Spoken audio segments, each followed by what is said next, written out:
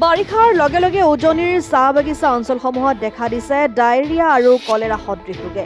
বিশেষকৈ ডিব্ৰুগড়ত কলেৰা আৰু তিনিচুকীয়া জিলাত ডায়েৰিয়াৰ ৰোগ ব্যাপক হাৰত বৃদ্ধি পাইছে। ইয়াৰ পৰিপ্ৰেক্ষিতত এনে ৰোগ প্ৰতিৰোধ সন্দৰ্ভত শিৱসাগৰ জিলা উপায়ুক্ত কাৰ্যালয়ৰ চুকাফা ভৱনত শ্ৰম মন্ত্ৰী সঞ্জয় কিষাণৰ উপস্থিতিত অনুষ্ঠিত হয় এখন গুৰুত্বপূৰ্ণ বৈঠক।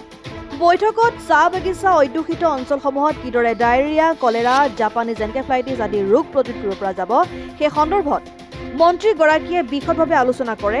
শিৱসাগৰ জিলাৰ 28খন বাগিচাৰ পৰিচালক, যুটীয়া স্বাস্থ্য সঞ্চালকসহ স্বাস্থ্য বিভাগৰ বিষয়া কৰ্মচাৰীৰ সৈতে। ইয়াৰ উপৰি ৰোগ প্ৰতিৰোধৰ ক্ষেত্ৰত তৎকালীনভাৱে কেতবোৰ পদক্ষেপ গ্ৰহণ কৰাৰো নিৰ্দেশ দিয়ে মন্ত্ৰীগৰাকীয়ে।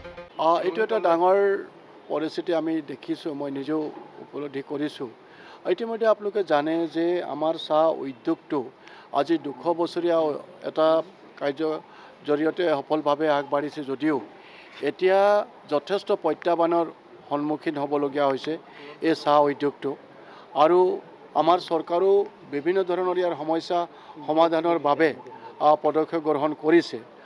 ইতিমধ্যে এটা কথা আলোচনাৰ বিষয় হৈছে যে বিভিন্ন ধৰণৰ কেমিকেল ব্যৱহাৰ কৰাৰ কাৰণে আচলতে আজি আন্তঃৰাষ্ট্ৰীয় মাৰ্কেটখনত অসমৰ চাহৰ এটা ভাবুকি আহিছে বুলি পেলাই এনেধৰণৰ আলোচনাবিলাক চলি আছে।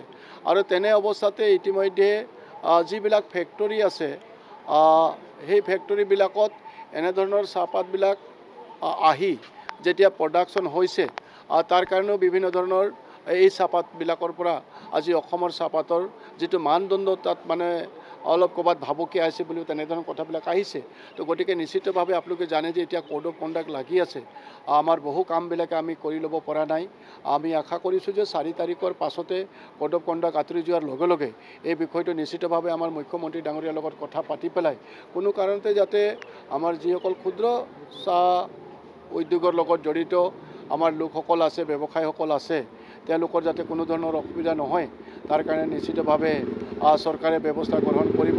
আমিও এই কথাটো আলোচনা কৰিম আৰু মই ভাবোঁ যে এই যিটো সমস্যা দেখা দিছে এইটো এটা সমাধানৰ পথ আমি বিচাৰি ল'বৰ কাৰণে সক্ষম হ'ম। শিৱসাগৰৰ পৰা ছৈয়দ মুস্তাকুৰ ৰহমানৰ ৰিপৰ্ট, অসম আদিত্য।